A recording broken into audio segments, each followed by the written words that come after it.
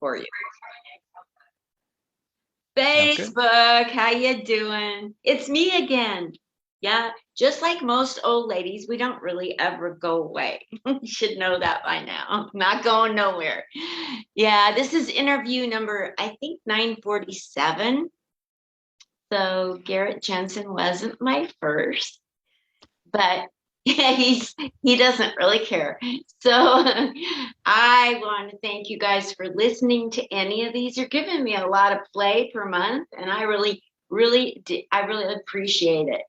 So yeah, click subscribe too, cause help your girl out. I don't know. One of these days I could get a check for $1. Who knows?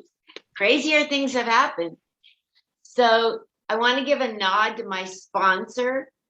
Well, actually, I want to go back a step. These interviews were not for me. These interviews were for you comedians who want to be seen by other people's friends and family. I want my friends to follow you. It's like that old line in the I don't know 50s, the old line, take my friends, please. Only it was take my wife. You can have if my friends like you better than me, Garrett Jensen, I want them to like you better than me. So this is your opportunity for my friends and fans to like you better than me. But yeah, so that's the whole point of this is to for you people at home to get to know who these comedians are. Because I've been there at clubs, over 8 years. I've seen people come to a club. They've done no homework. Sorry, you haven't. And they go in there to watch a show and come away befuddled, and it's not their cup of tea. For whatever, comedy's subjective. What you think is funny, maybe Garrett doesn't. Maybe I don't. We all, so now you get to see, do you even like this guy named Garrett Jensen? What's he about? Does he like to snowboard or is he more of a rapper? You don't know till you come to this show. There's no way, nowhere else in the world you're going to find out who Garrett Jensen is other than if you go on Google. And so now's your chance to get to know who he is through me. You know, is he nice to Linda? Okay, then I like him. Does he give Linda a hard time? Yes. Okay, now I really like him. Those kind of things. So believe it or not, I still have a sponsor. Yeah, I'm a military veteran. You're welcome. And I was in the Army. And there's this group of comedians named the veteransofcomedy.com. Will Smith, Eric Knowles, they started this together so that people who used to serve our country can now get together and serve up jokes to you. That's what the Veterans of Comedy is. And I'm on that website as an approved comedian. Yeah. So when you go on the website, because you know you want to, you scroll past all those boring men till you get to me and you hire me. Just kidding. Hire who you want. That's the whole point. Okay. Enough with the levity. I'm not serious for more than 10 seconds at a time, as you'll find out if you haven't already. Anyway, today I have a really special guest. Yep. He's made it into my heart. He's polite. He's nice. Not bad on the eyes, ladies and men, if that's what you prefer. Anything in between. I don't care what you are. I don't care what you like. He's here today. Let's get off the subject, Linda. Okay, I'm talking to myself. Let's just read his intro that he sent to me. Let's see how I can do this without screwing it up. Do you know I have probably never said an intro perfectly, so just so you're warned. Here's his intro. Here, via Zoom, sits a man who has performed at open mics in over 2 states. A man who has done 3 minutes at 3 different clubs. A man who has done 5 minutes at 2 different bars, both of which left him feeling socially anxious. A man who tweeted a tweet so awesome that Snoop Dogg hearted it.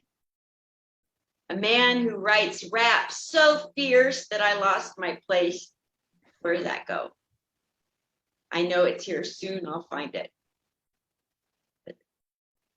A man who writes rap so fierce, Hoodie Allen gave him his theme song.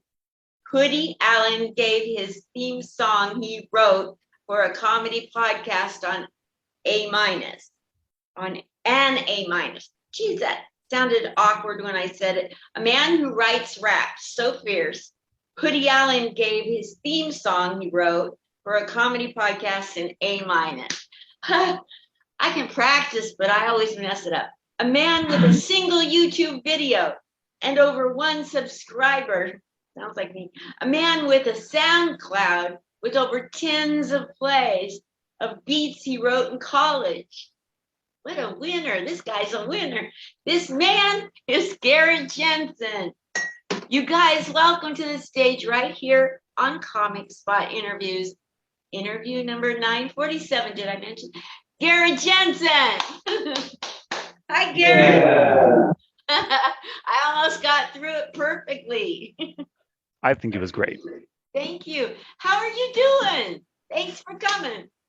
Of course, I'm happy to be here. How is life for you? Good. Yeah. 4th of July is not my favorite holiday. Tell me why, because I feel the same way. I just the fireworks are just very loud. We have dogs that get all anxious over it, and then like this morning I was sweeping up other people's fireworks in my yard and stuff. Just not a fan. I hate it. It's so ridiculous. You know, for people who served in the military, you know, like it, and people who've been in, I don't know, wars, or people who have watched TV lately, you know, we all have, everybody in the world has PTSD right now from what's going on. And it triggers PTSD. Like, go ahead and serve your country. And we want to really celebrate we've been a country. So let's re-traumatize all our soldiers. Yeah, I also thought about the irony too of the, like, we're celebrating a nation that, you know, yeah. Well, you said it better than I could, so. Oh my gosh. So tell everybody what city you were born and raised in and what city you live in now. Okay. Now, before I start answering questions, Linda, I will say I'm so tragically boring that I wrote a bunch of puns on these cards to read off. Will you? Yeah, of course. I was going to write 50, but then I got bad writer's block, so I have 34 or 33. I love puns. Look how old I am. I love puns. Oh, excellent. Yeah. So I'll answer your question after you can see RuPaul's life story on a 10 CD box set. That's right, for only $39.99. You can see Ru like never before, only on Diva D. So, the fling didn't work. The paper's too small. Just know I'm going to fling them all as well. Okay. This is so great. So I was born in St. Ignatius, Montana, a small town, farm town, and it was on a Native American reservation. Which was, yeah, you know, I was like a bit of an outcast there. I think I have a whole set about that, actually, about being a redheaded white kid on a Native American reservation. And then am I able to ask how that happened? Because are you a little Native American partially, or how did that happen? Or am I allowed to ask? Oh, you're cool. Not at all. I just I think generations of farmers had farmland out there. Got it. Yeah. Okay. And then now I'm currently in Las Vegas, the old Sin City. Yeah. And how long have you been here? A little over a year now. Okay. So take me chronologically through your life, from anything you want to say about being born, growing up, siblings, schooling, grade school, high school, college, whatever, work, jobs you did, odd jobs, all the way up to, tell me your life. That is a very simple and close-ended question. Excellent. Before we begin, what did I have for dinner last night? Non your business. Got him. Let's see. So I exited the womb into a living room. So that was exciting. Yes. Yeah, Wow. who needs hospitals? And then I don't know, by the time I was as long as I have memories, I was always just the goofy guy. Um I always dressed up as clowns No way. for some reason. Yeah, I have a bunch of photos of me in like these tiny little clown costumes. And let's see. Very early on, my comedy mostly came from like dirty jokes on the back of the school bus and SpongeBob SquarePants. So that was like yeah, like the childhood shows I liked and stuff like that. Let's see. Yeah, and then I'm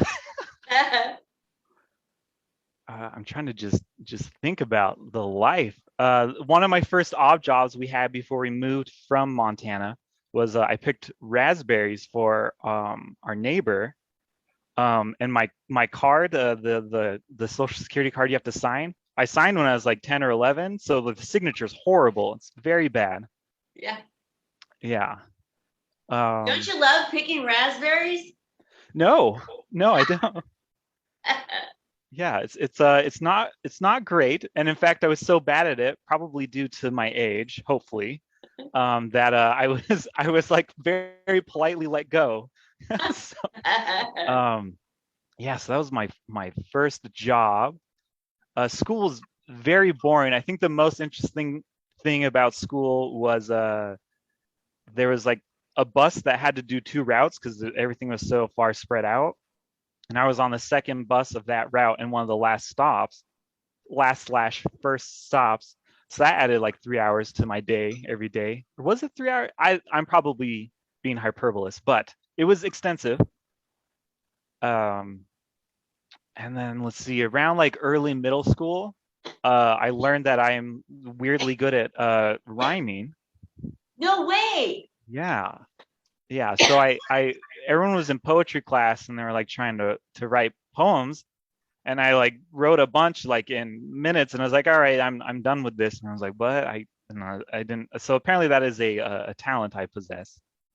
Um, and then yeah, that was something interesting in middle school, and then in like seventh grade we moved to Utah. Um, that's quite a state. It's an interesting state to say the least. Um, and yeah, I was very, very awkward and didn't make friends very easily, which is shocking because I just am so charismatic now. It's just astonishing, you know. And like, wow, I mean, a guy so interesting that he had to name drop twice in his intro. How could he not have friends? You know. Um, but yeah, and then the only reason I got like some friends is I was really good at freestyle rapping. So yeah, so I do a lot of freestyling in the halls, and that was exciting. And then a lot of them would be like goofy raps because like look at me, you know I was this guy in Utah, so I didn't have anything that was very genre um, aligned, with the genre. So I had to write very corny raps, and my freestyles were very corny. So that was continued of like that became the music became kind of an extension of my comedy and my jokes is that I would joke while rhyming. Um, so we are now currently in middle school in Utah. We're going to pause there because um, Justin Bieber. Oh, more name dropping. Justin Bieber lost a game show after he didn't answer the question, name a traditional Indian garment, in 10 seconds. At second 12, he buzzed in and said, is it too late to say sorry? So, yeah. So we have that. That is funny. Oh, well, thank you. Thank you. Yeah, so middle school, I was rhyming a lot. I still wasn't huge on the comedy thing besides just like telling jokes. And then I was I was just playing a lot of like video games and then like watching YouTube while playing video games because we never really had like much network television. My parents weren't really big on TV. So I started like watching just like YouTube sketches and stuff. And Mhm. that's when I started first like get like a more of an interest in something because it felt much more accessible than like trying to be on like writing for a television show or something. I was like, oh yeah, YouTube sketches. So I got kind of obsessed with those and I made a couple and they're thank goodness they do not exist anymore. Um, but I made a couple of like little YouTube sketches in middle school and high school and probably college. And just every time I outgrew them, I would just delete them because looked back, I had a hard time looking back at archives and looking at it kindly. Um, but yeah, so I did that. And then, awkward pause. All right. So then I guess I saw two cards get married at a bank. It was a beautiful credit union. Oh, that's great. Ah, yeah. That's a thinker on that one. All Yeah. right. I was a banker too, and it took me a beat to get it. Your schema was probably too literal to think about the words in that way, I would imagine. Yeah, I like that. I like that a lot. I really dig puns. Did I mention that? Yeah. Well, did you? You might have. You I might have. know Tanner Tuttle gets up there and he does a bunch of puns. And I wrote a bunch of puns this week and I posted, take that, Tanner Tuttle. Ah, got him.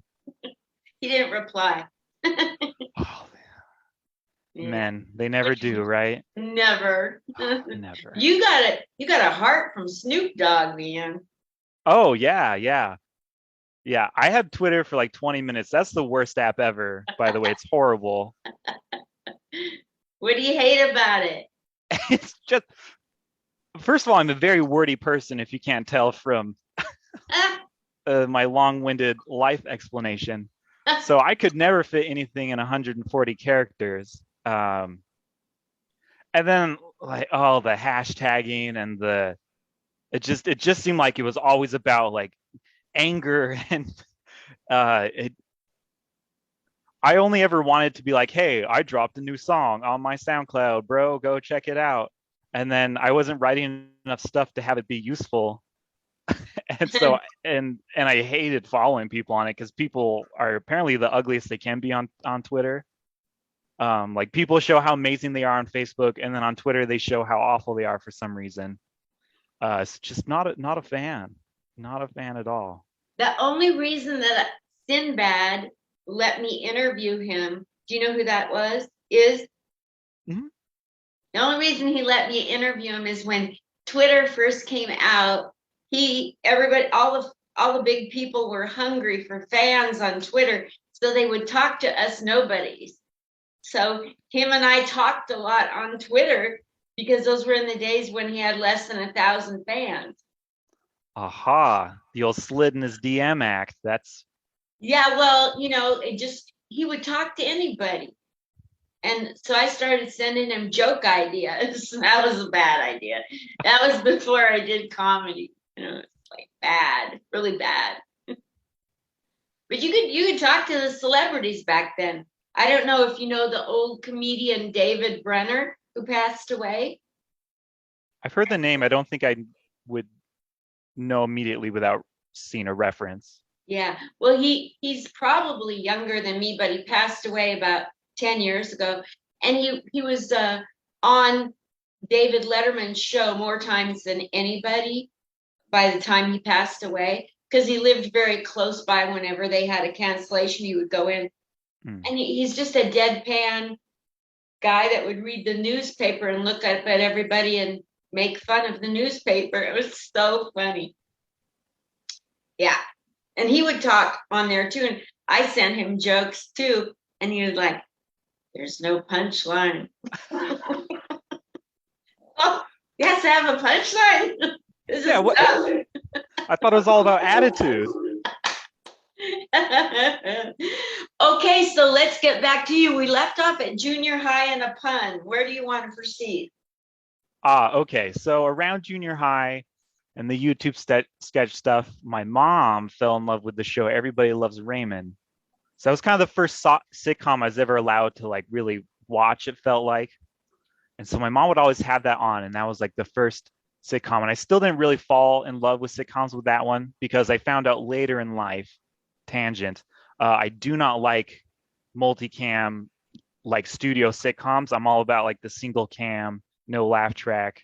But I didn't know those really existed until I kind of got out on my own. So that was like the first sitcom I watched. It's like, yeah, like it's pretty funny, and and a lot of those like very like my old school mom just thought they were hilarious because a lot of them were about like marriage, like oh that old so and so, and so my mom loved it. So I watched that a lot, and then one of my older brothers loved the U.S. Office. Um, so When you say the U.S. Office, do you mean the show, The Office in America? yeah, so not yeah, so the Okay, one with Steve Carell, not why can't I think of his name? I don't know. The British comic. He's on Netflix all the time now. Never Ricky watched. Ricky Gervais. You That's don't what I'm you don't thinking of. like Ricky Gervais? No, I didn't say that. I said I didn't. That wasn't the Office I knew of until way later in life. I just had seen the Okay, U.S. adaptation. Yeah. if I had a choice, Adam Carell doesn't exist. Only Ricky Gervais. Oh, well, okay, maybe. Yeah, maybe. I don't know. I mean, yeah, there's a lot of people that religiously refuse to watch the American adaptation. I respect that.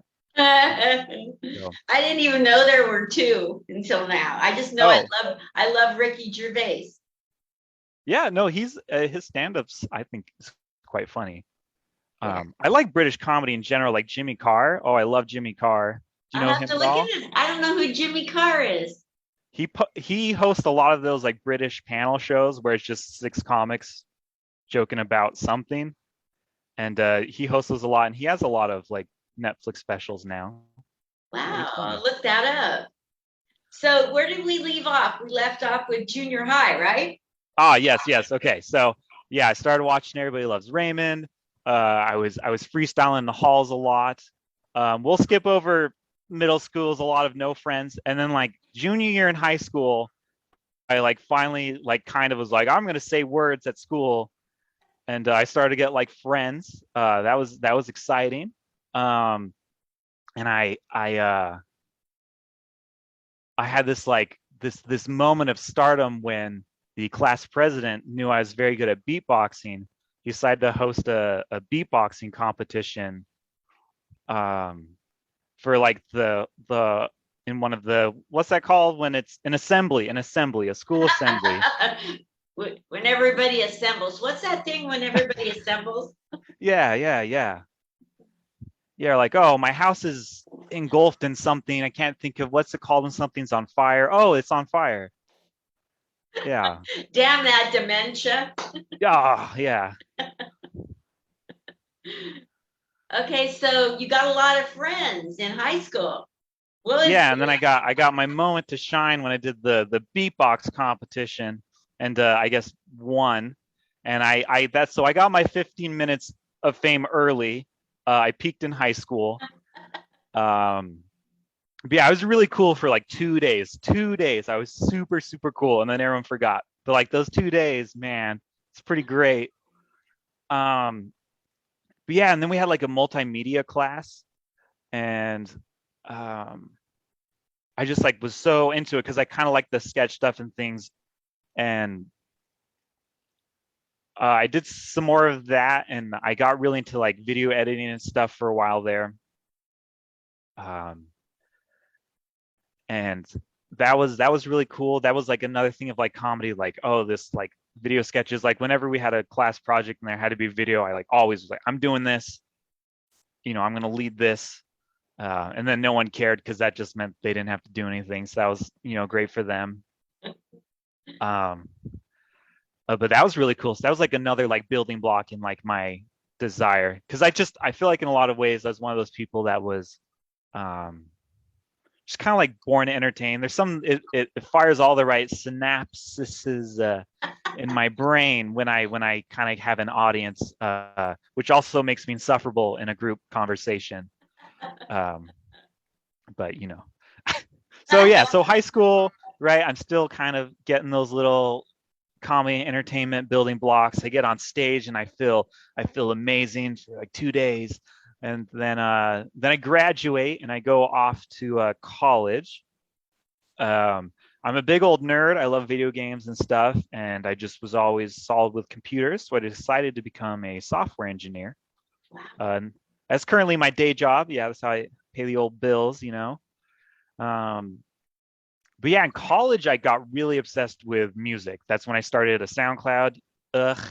That's when, I had a much better microphone than this. I had like a nice condenser microphone. I would put like blankets up in my dorm room and kick my roommate out and like write all these raps. And I only ever had one that like kind of just my friends liked. It was very inappropriate, but it was very funny. Very funny. It was funny or goofy or whatever. Just a lot of very inappropriate puns. Because I mean, rap is about wordplay quite a bit more than I think a casual listener would realize. So I just like did a bunch of like crazy puns, and we'd always like play it at little college parties, like a house party with 3 people playing ping pong or something. Um, and there was like this. I'm sad because there was this open mic night at the dorm like eatery where every Wednesday it was wing night, but also open mic night where like people could go up and do whatever they wanted.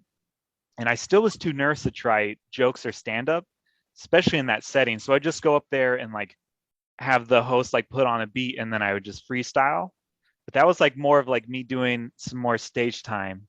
By the way, a record, I said I ate 51 wings one night in one sitting, which is disgusting thinking about in post. That's a lot of food. That's a lot. Um, Wow. yeah, yeah. Those college students get hungry, but Yeah. It's better yeah, than drinking a bunch of water at one time or downing a bunch of cinnamon, because that can kill you. that is true. Yeah. I never heard anybody die from too many wings.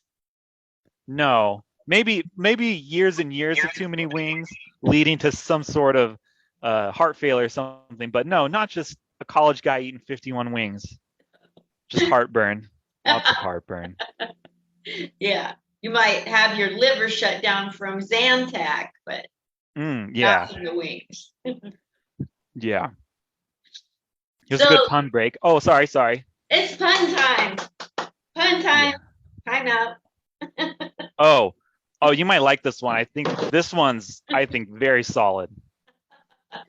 I'm going to start a business where shock comics can make payments to have their desktop light in their home and then return it once they end their payments. I'll call it Lisa Lampanilli. That one flew well. It's just off camera. Lisa Lampanilli. You could even do and like you could do something Lisa Lampanilli Vanilli. Do something about shock comics and people that mimic words and songs. You could, yes. Yes, I will take that note and run with it. This is gonna put you in the next tax bracket. That's right. That's right. Okay, so where were we with your story of your life? Oh, okay. So I was freestyling a lot in college. Mm. Still too scared to like try stand up, but I would still like I tried making a music video for the song I wrote that got popular. Terrible, so bad. I refused to release it, and I'm very glad I refused. And then, I'm ashamed to admit this. I kind of dabbled in like video game let's plays a little bit and like being goofy on those. I made like 3 of those. No, stop that. Um, and then yeah, graduated.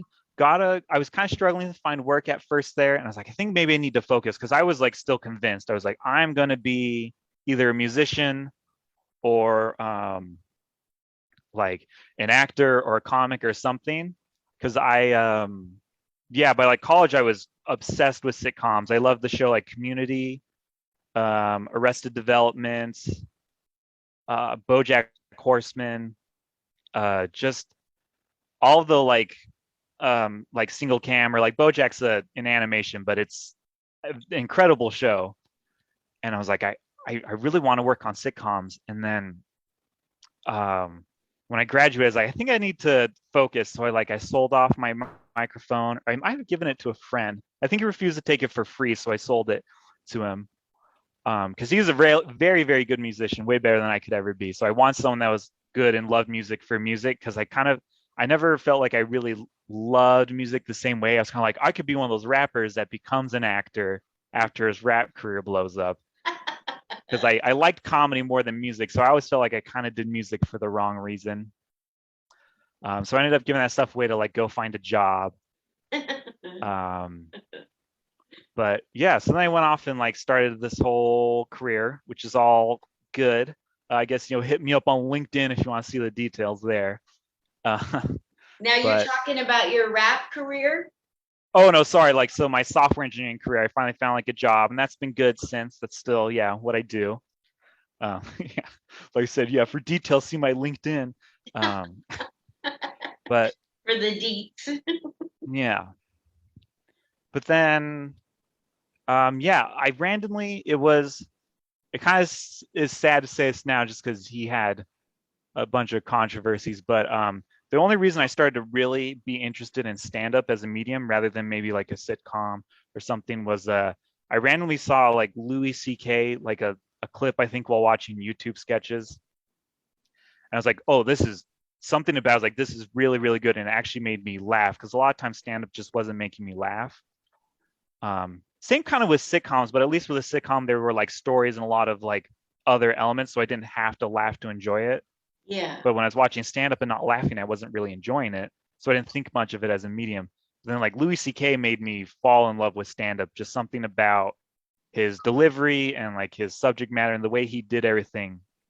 I like finally got it, because I was never like a Seinfeld guy or any like really, really big comics. I think like, I don't know. There's plenty of like comedians, like looking back, that like weren't super huge that I like now, like looking back. But at the time, like he was the first like really big comic that I liked. And because yeah, he's the only reason I even tried the first mic I did. Um, which I tried. I was traveling for work with my first job to like Alabama, and a mile from the hotel I always stayed at was this comedy club. I can't think of the name of it, but apparently it was very, very rare for them to do open mics. I had at one point just gone. I saw a guy on YouTube. The tickets were pretty cheap. So I decided to just go try that show because I'd never seen it live at that point still. I went, so that was the first show I like watched, was there on a business trip. And then like 6 months later, there was a random open mic. I don't even know if they did them once a year or if it was just when they kind of felt like it. But I just happened to be there, and I had been kind of writing the set, so I decided, okay, I'm gonna go ahead and just try it. And the night of, I was like, no, no, no, I'm not gonna do it. And I'm at work with my coworkers. I'm like, are you gonna do it? I'm like, no, I'm not gonna do it.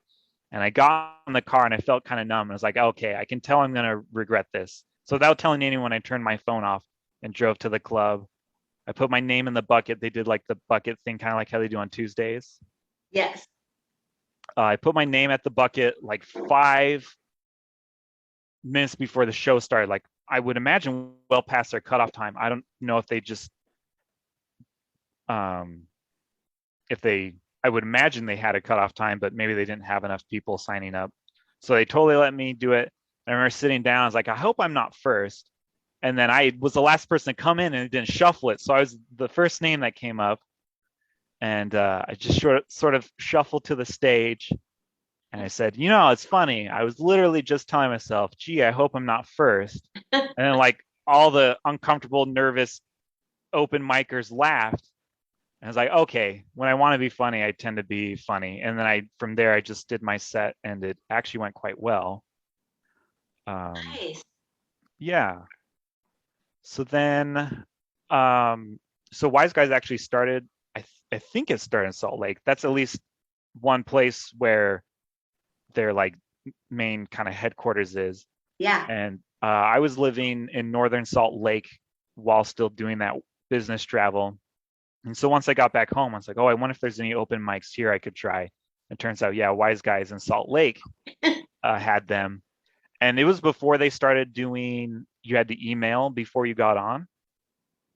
So there was the first time I tried, there was a line, like it was by a mall or like shopping center. The line was all the way to a restaurant of like comics wanting to get on stage. And I think that line alone is the reason they swapped to an email system. And the I think it was the second time I tried to go and get on stage, they had just swapped to that system like that week. And I didn't know because I wasn't a regular. So I was there with like two other guys out front. I'm like, man, usually there's a huge line. I was several hours early. And I thought maybe this line doesn't start as early as I thought. And then 30 minutes before um, the show, when like they open the doors and stuff, they're like, hey, are you guys on the list tonight? The list? Like, oh yeah, we do an email list now. Like, no. Huh. So I ended up emailing and getting on a week or two later. And I decided to just kind of fine tune my set and try it again. And like, oh man, that was a good one. Even though I messed up, like looking back at the recording, um, it's annoying because I feel like I did the set not I didn't execute the set very well, but the response was like very, very good. Um, which is kind of annoying because I've done the set better and recorded it, but like not a very good crowd response. So it's like, you know. But yeah, then I just could never manage to get back on that list, but I'd always show up and try to be standby when I could. And it never worked out. But then one guy kind of that saw my set and liked was like, hey, like there's this bar, we'll go to this bar and you'll try. And so I don't frequent bars or anything. I don't frequent being outside in the dark. So they like brought me like an hour further south from my house to this like bar. I didn't even know where to park because there was some like special parking system. So I was like down the road where I couldn't see the car. It just the whole situation made me feel really weird. And then Yeah. I went up there in front of like six friends who were all drinking, and of course, just bombed atrociously. And then that kind of took the wind out of my sails for a bit, and then COVID hit, and then that was kind of it. I was like, oh, I guess I'm not going to do it. And then we moved out here for work, and I finally was just like, I just keep having the urge to try it, even though I said I was like, I think it's just a house. I don't think I'm gonna do it. And I just kept having the urge. Finally, my wife's like, you're driving me crazy. Just go. Stop talking about it. Like, all right. So then I think it was I don't know, March or so. I started looking up what open mic spots were there. I was like, oh look, Wise Guys has a branch in Vegas, which apparently was quite new. I didn't know at the time. And yeah, so I went and started doing that. And then I found I actually kind of preferred doing Tuesdays over Wednesdays. Plus, it can be really hard to go on Wednesdays. And just because I'm quite busy at the moment, I just have been going once a week. But Yeah. just every week I go, I try to have a new 3 minutes. That's like my gimmick. I've since it's the same people plus like two newbies every time. I just try to never repeat myself there. So that's been my gimmick. I always try to do a new set every time. So if you ever go on a Tuesday, today's Tuesday. I'm not going to make it tonight, but starting next week, if you see me on a Tuesday, I'll probably be bombing because I'm trying something completely new. And That's what an open mic is for. And a lot of yeah, people go to Wise Guys and only bring their A material, hoping to get booked. And so their comedy isn't going to grow. I mean, sure, they can fine tune it and look really professional, but you're doing, like there's both ways are okay. I switch it up. Sometimes, I go a period with the same set, repeating it to make corrections. And then I start doing 3 minutes, 3 minutes, 3 minutes. And then I really grow a whole bunch of new stuff that I've tried out to add. Eventually I'll have 5 hours of material. hmm yeah, yeah. especially if I get on a Wednesday show here and there. Oh yeah, that's right. You're always, Monday comes and you're like, come on, wise guys. I know you can do it. Nothing. Yep. Yeah. Maybe next Wednesday. Yeah. Yeah. Yeah, it's the coolest place. When you did the show at Wise Guys in Utah, was the room packed with people watching? Oh yeah, total like super super packed. Um It's amazing. yeah. I don't know how they do that. You know, I don't know. I've seen a lot of open mics, a lot of them. And Wise Guys has the lockdown on getting regular customers to be supportive of live comedy at an open mic. I don't know how they do it. I don't know. Yeah, because you'll go anywhere else and it's rough. Yeah. But I feel like you get the most honest response there with like the benefit of the doubt, right? Like people are really there to like support Yes. comedy. I mean sometimes they'll still be like just a totally cold crowd and only like and it's funny too because especially on those nights, one or two people randomly kill. It's always some like kind of weird thing and like, huh, that's weird, but it'll just destroy, which I find fascinating because everyone else even like I've noticed a lot of people kind of get nervous on a cold crowd and then they go up with their A game and then they still kind of crash and burn. But Yeah. then someone will go up there with something kind of random and then just destroy. There's like that 3 minutes of gold and then back to a dead crowd for the last hour and a half. It's very interesting. Very interesting. Oh my gosh.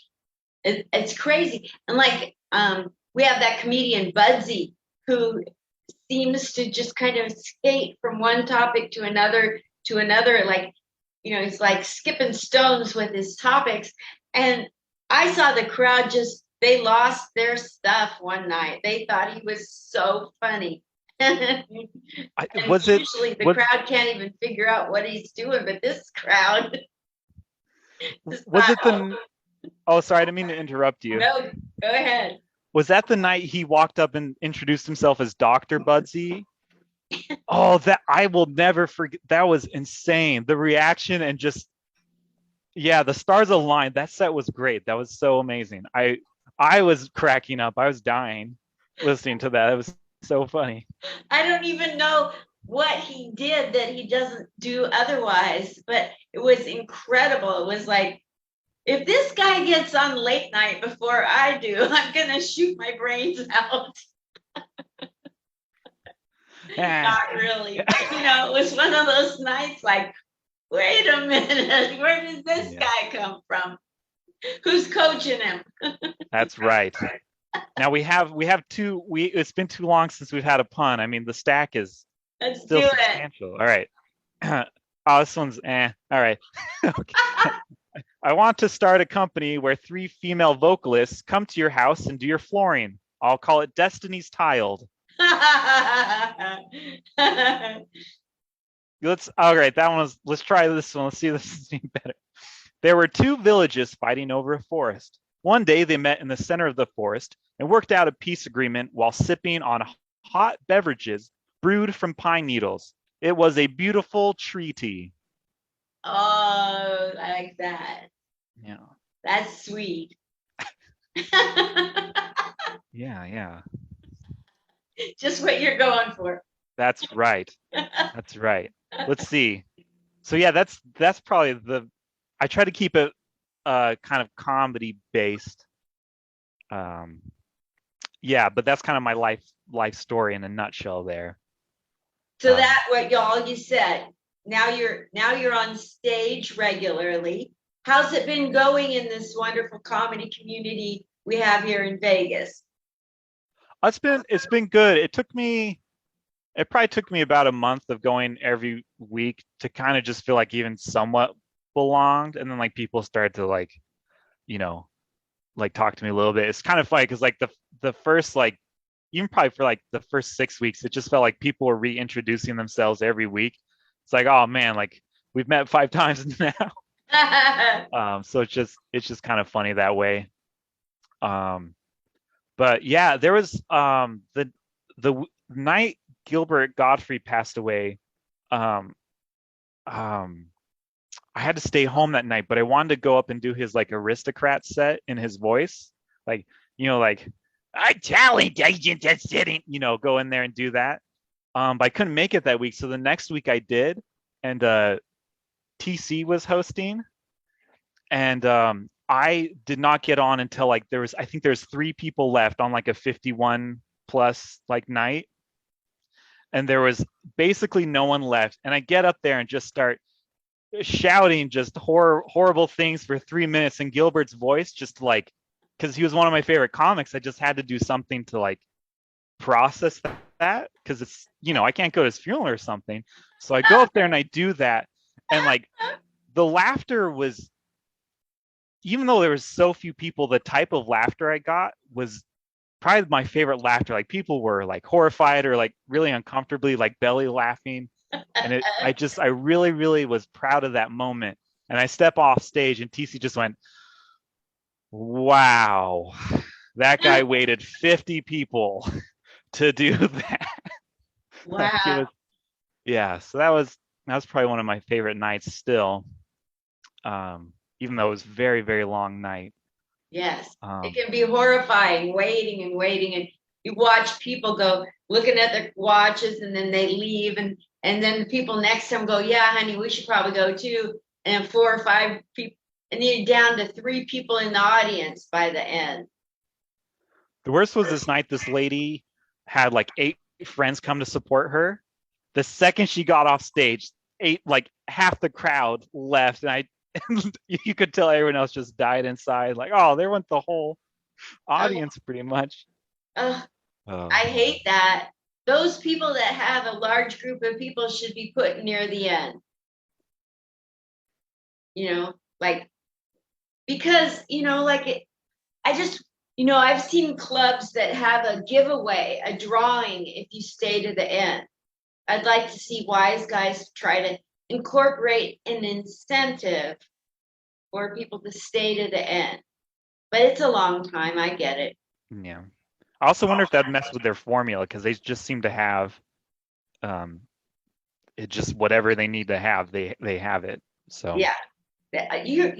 You nailed it on the head. Wise Guys has a formula, and you can put in all the ideas and thoughts you want, but they have a formula. And it's working. So you can't yeah, knock it. yep. Yeah. You also can't knock. I love puns. I probably have, oh my God, so many puns. We should have a pun battle sometime. That would be excellent. Yeah, go up there and do a two-hander. So I took the root system of a flower, which wasn't heavy, and I screwed it into my ceiling, but it wouldn't turn on. I think I got a broken light bulb. Oh, I like that. Oh, here's a computer science type one. Why did the Insectarium app get 1 star on the App Store? Too many bugs. Oh, I like that. I even got it. Haha, that's universal pun right there somehow. Yeah. Yeah, I want to just get through a few of these more. I wrote so many. Want to So hear one from my life? let's hear it. So my parents survived the Holocaust, right? Hmm. They did. And the Hitler sent his this setup. Hitler sent the armed SS to my grandmother's jewelry store. So at gunpoint, they were taken off to the camps, right? My grandmother had a jewelry store, so I get to brag that Hitler and his SS took off with our family jewels. Nailed I don't know it. what to do with that, but there you go. You either laugh or you cry, right? Oh, okay. All right.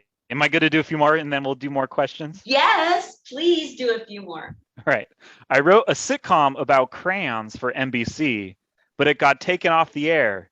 Too much colorful language. Yeah.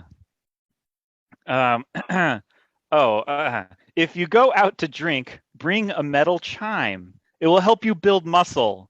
At least I think so. Every bodybuilder I know is obsessed with barbells. Wrote that one while working out this morning. Why did the pilot get arrested without a warrant? His crime was in plain sight. Oh, my goodness. Wow.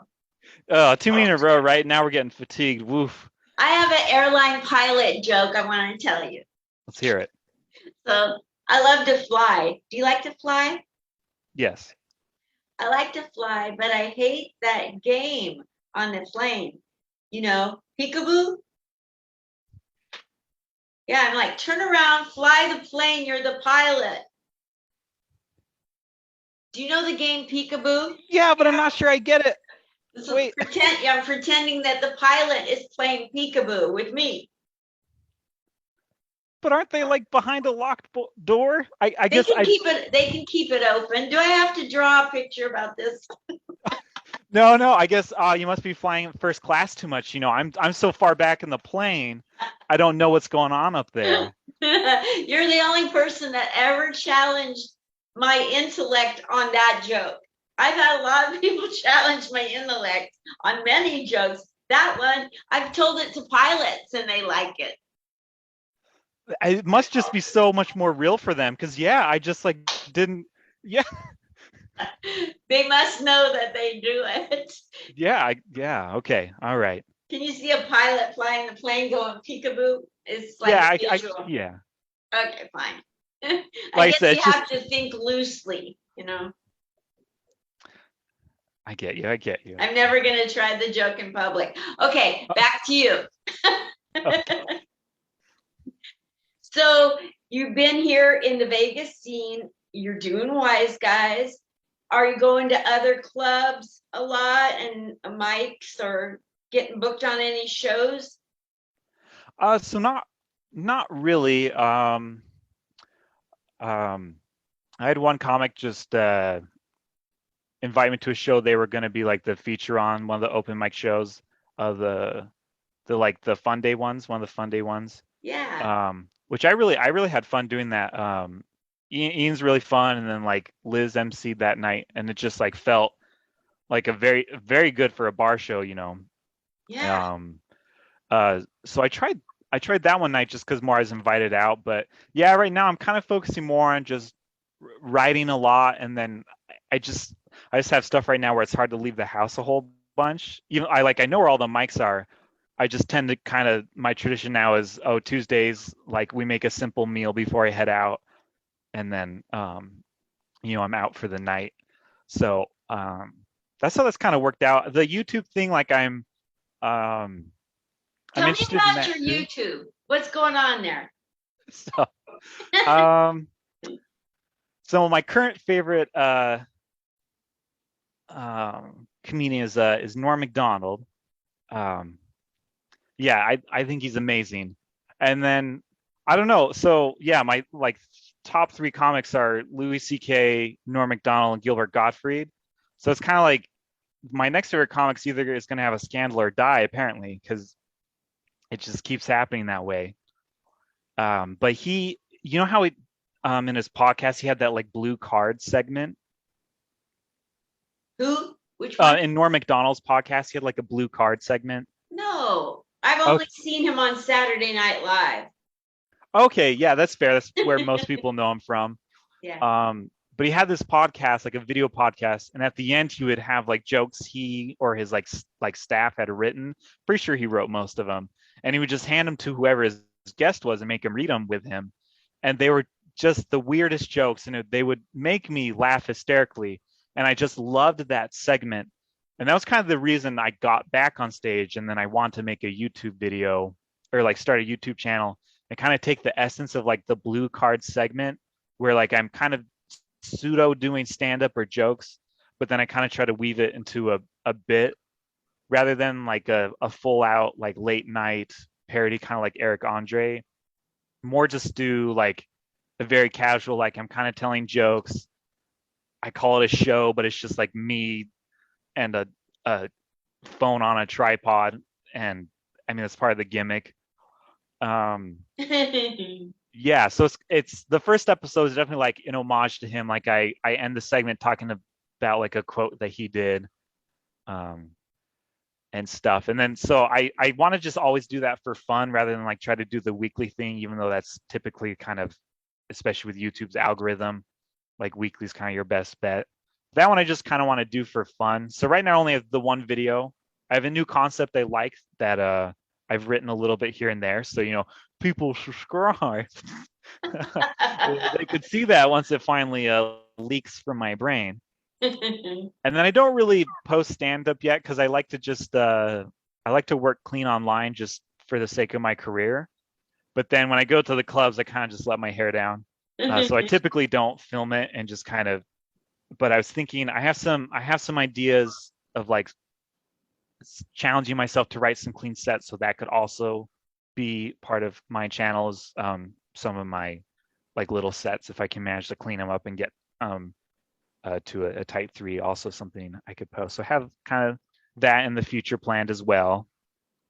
And I mean, if you ever listen to some of my sets, you might hear something great like scientists made a scrapbook to document an Arctic bear that got addicted to juicing.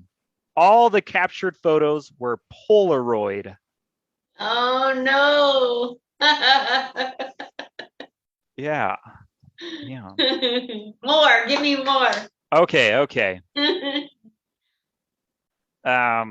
This one, we'll still read it. All right. Why are ship captains total cheapskates? Because they only go on their boats when it's on sale. Oh, I love that. Oh, okay. Well, okay. I wasn't No, sure I that's felt about good. that one. That makes sense. I wrote a play about dogs that drive limousines. It's called Chauffeur. Oh, that's cute.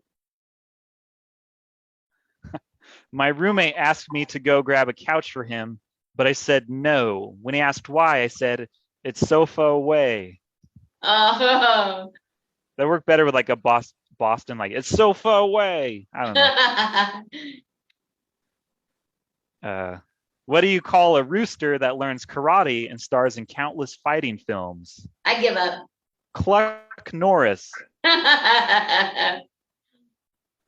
I made glasses with origami because I wanted to see the UFC match. Apparently, I misunderstood pay-per-view.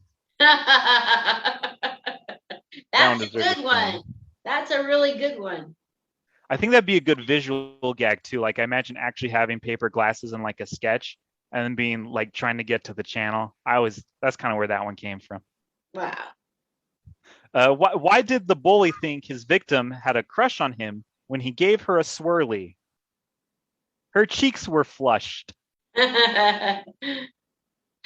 a swirly?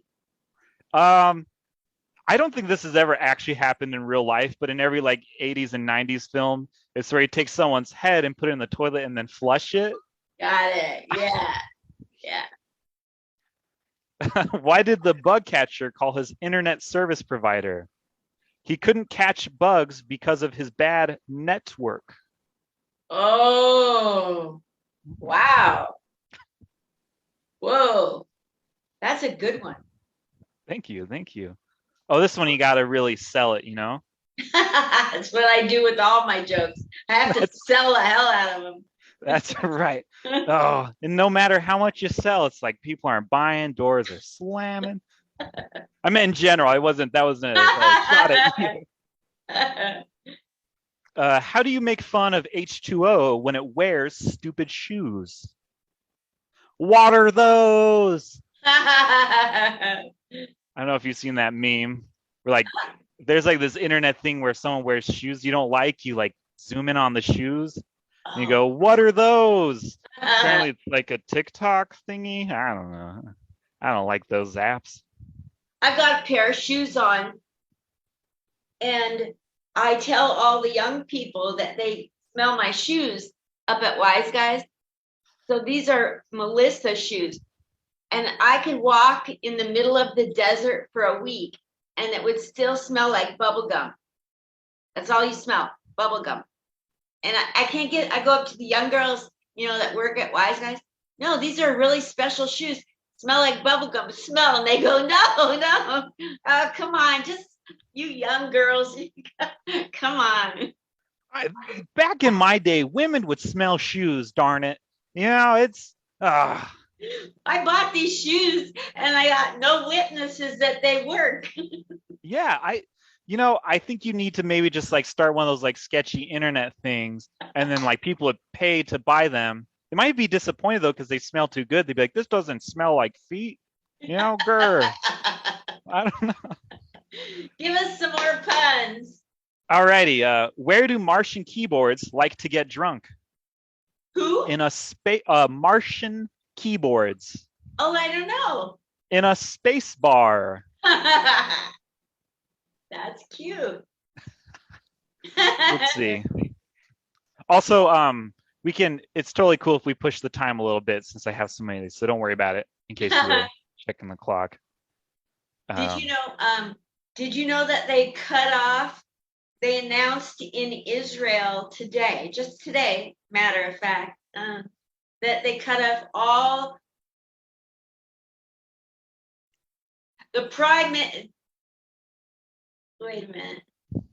The ex-prime minister of Israel got on the TV while he was still in office, and he had some really bad news to tell everybody that he, if they would, vote him back in office, that he would, for life, they would get free internet and email. Yeah. His name was Netanyahu. Okay. Enough with the Jewish puns. I get it. Well played. Well played. Nobody can relate to us Jews. Whatever. It never ends. What you put got us one in of a camp and shut us up. Oh, that's what you're building up to. I was like, you're either just circling needlessly. Okay, yeah, you're building up to that one. Okay, I see. I see. Okay, your turn. Okay. Oh boy, another workout pun. Okay. If you take a friend that's stupid and you pick them up and shake them until they start to ring, you'll get great upper body strength. That's my favorite dumbbell exercise. I was hoping you'd have a dumbbell joke.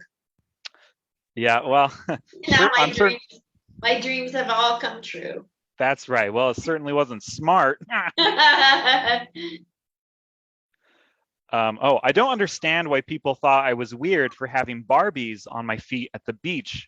I thought it was normal to wear sand dolls. Yeah. I like it. Thank you. I was alive when the first Barbie came out, so you're preaching to the choir with that Barbie joke. Yeah, I mean, you did it. I did it. I don't. Yeah, those beach people just were snobs, apparently. Yeah. Do you have any more before? Yes, I have 1, 2, 3, 4, 5, 6, 7. I'm like down to the last 10. Let's do it. All right. All right. Yeah, rapid fire round. Oh, this one's. I don't want to oversell this one. This one's good though. Why did the masochist jump onto the gas grill? He was propane. Oh, I love it. That's a great one. That one's, yep, killer. What did the spaghetti say when I asked if it was free on Thursday? I'll have to check my colander. You sold it. Hey, can't get no respect. See, There's a device where you can take photos for only 25 cents per picture. It's called a camcorder.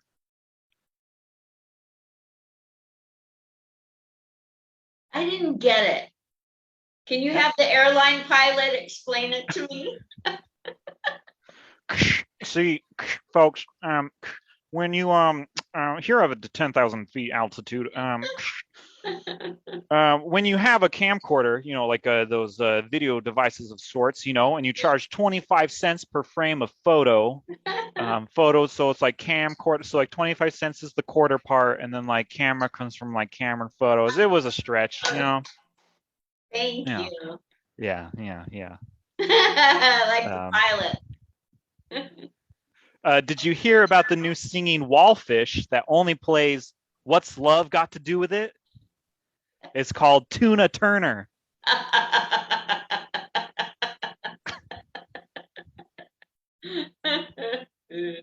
Oh boy, let's hope this last one ends as well as that one. Okay, let's see. I want to donate old seats to help those in need. It will be a great charity. Oh, yeah. I blamed the palm tree in the living room for the murder of my roommate. Sadly, the police figured out the evidence was planted. Ah, wow. Yeah. What do you call an apartment made out of rubber? A condominium. Can you get the pilot on the line? Well, see, condoms are made out of rubber, and then a condominium is an apartment building that's paid for rather than rented. So if it's made out of rubber, condominium. See, you got to stick the clean jokes online. Too filthy. Get it out of here. Let's see. How do you open an entryway barrier if the handle is made out of an egg-based holiday drink? I give up. You turn the doorknob. That is awful. That's so You put bad. a lot of thought into these. It's just how my brain works. Apparently, I don't know. Did you hear about the last one? By the way, last written pun here. Did you hear about the water-dwelling mammal that protected its dam for his people? No. Oh, we can read all about it in his autobiography. Hey, did you know I joined a gym? You did? Yeah, I did a lot of cardio and almost had a cardia. But after 5 years, I have a Cardi B minus. Yeah. That's it. That's That. the joke. Get the pilot on the line. Oh,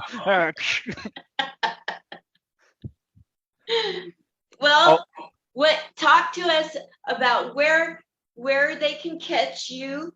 Talk about your YouTube and that you go to Wise Guys and that kind of stuff. And I want you to answer this question. This is a special question just for you. oh, okay. Yeah. If money was no issue, money, time, nothing was an issue, and you could show your wife how much you appreciate her support and love for you being in comedy, where would you take her and why? Hmm.